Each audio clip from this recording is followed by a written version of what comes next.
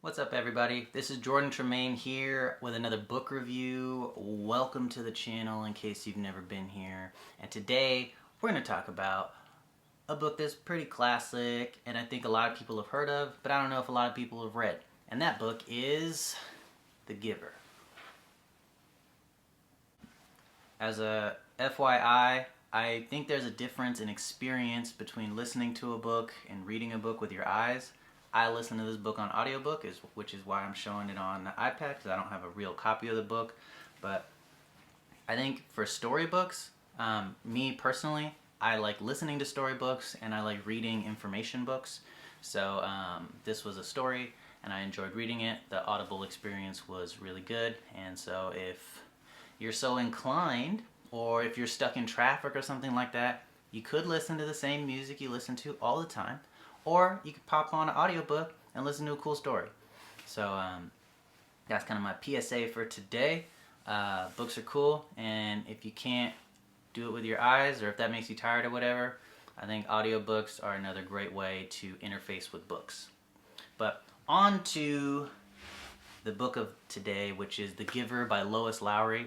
I think this is like major classic book that I've heard a lot about, and there's a lot of concepts from this book that I think exist in the main culture today, but maybe if people haven't read the book, then it's hard to know where the concepts came from.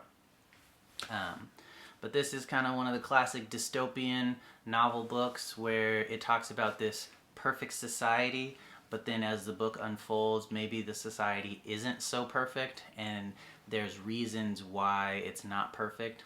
And I kind of like this style of book, this dystopian style of book, where dystopia is in contrast with utopia. And utopia technically means a place you can never get to, but a lot of people use utopia as like this perfect society, kind of when they use that word. And dystopia is kind of like something that should be a utopia, but it's not. It's like wrong in some reason, for some reason. And in this book, there is this dude called the Giver, and he's kind of this driver for showing what is particularly wrong, or what he sees as wrong in the place that they live, which is called the community. I think this book, to me, resembles kind of the Dystopian Air of 1984.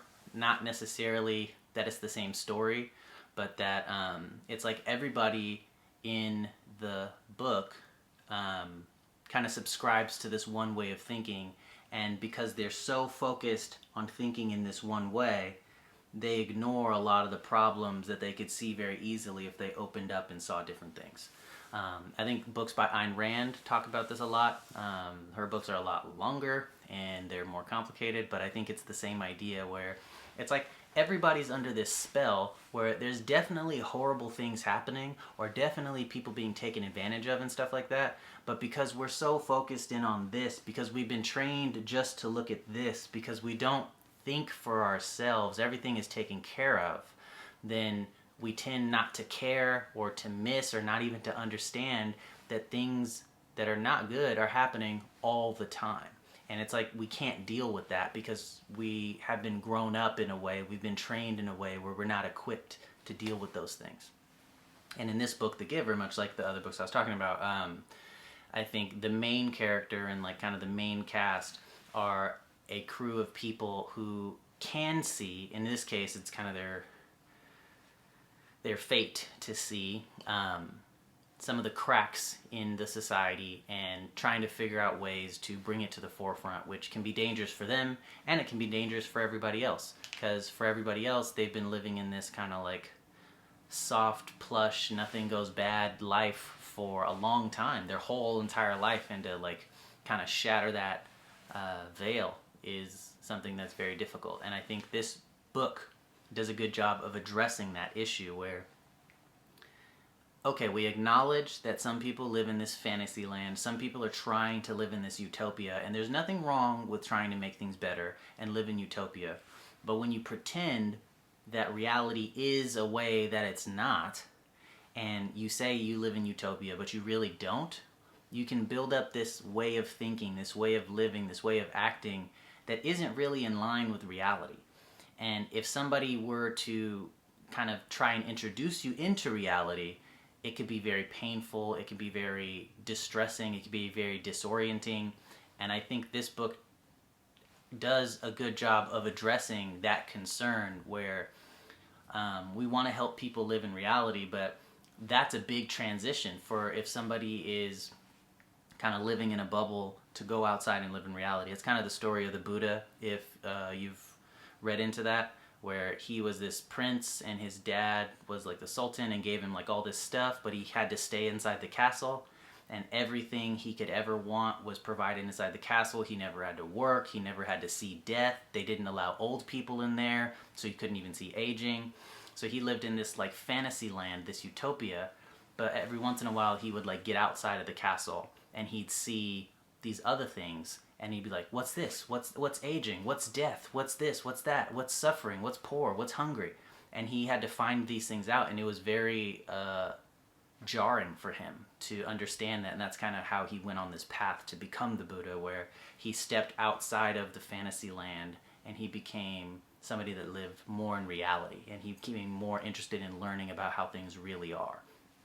And I think this book is about talking to the group of people, the whole community, about ways that we can step more into reality and the difficulties with that when everybody believes something to be true that may not really be good. So I appreciate this book. It's very simple to read. I think this is the type of book you can read to your children and then talk to them about it. So maybe like read a chapter every night before bed or something like that. And it's a good way to start the conversation because the main character is a boy. So adults can understand it, but children can also relate to it because the main character is a boy. And the reading comprehension level is, I think, maybe early middle school, but if somebody reads it to you, I think it's pretty easy to understand, and it has a lot of good talking points. But even if it's just like an adult book club or something, there's still a lot of content that's good for adults. So I recommend reading this book.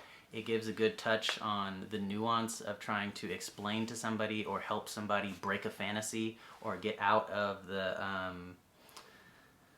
belief systems that may not be serving them or the people around them. And I appreciate Lowery, the author, for writing something like this and putting it into words. But book's good. It's not that long. I don't know how many pages it is because I listened to it, but I enjoyed listening to it. I enjoyed learning about the story, and it gave some cool characteristics, like the whole giver thing. Like if you read the book and get into it, that whole idea I thought was very interesting, and the imagery and the word choice that Lowery used to kind of describe the whole giving thing, I thought that was cool. But it's a good book. I think it's worth a read, and this is the type of book that I think is not a book that you read just to be like, oh, this is my monthly book. I read my book for the month, so I'm smart. Like, no, this is the type of book that it's supposed to start a conversation. It's an idea, it's a way of thinking, it's like a perspective, and then you read it, and then you talk to people about it. Even if they haven't read it, you can talk about the ideas in it, and you don't necessarily have to spoil it. Like, I try not to spoil stuff in this channel, but it's a good thing to think about. And I think a lot of books are good ideas to put in your head so you have tools and building blocks to create thoughts and beliefs and actions and stuff that can help you and other people in your everyday lives. So the book is, there we go. The book is The Giver by Lowery. I thought it was a really good book.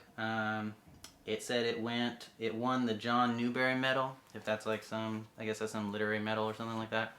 But I recommend it. It's been made into an audiobook a bunch of times. It's been reprinted as a book a bunch of times. It's like classic book, the kind that like they force you to read in high school in the United States. So yeah, if you like this book, if you've read it, or you have other books to recommend like this, I typically like to read books like this. So bring it on. Put it in the comments. Let me know what's up if you've read this book. But yeah, this has been Jordan Tremaine Book Reviews. Thank you for watching, and I hope this encourages you to read something in the future. All right.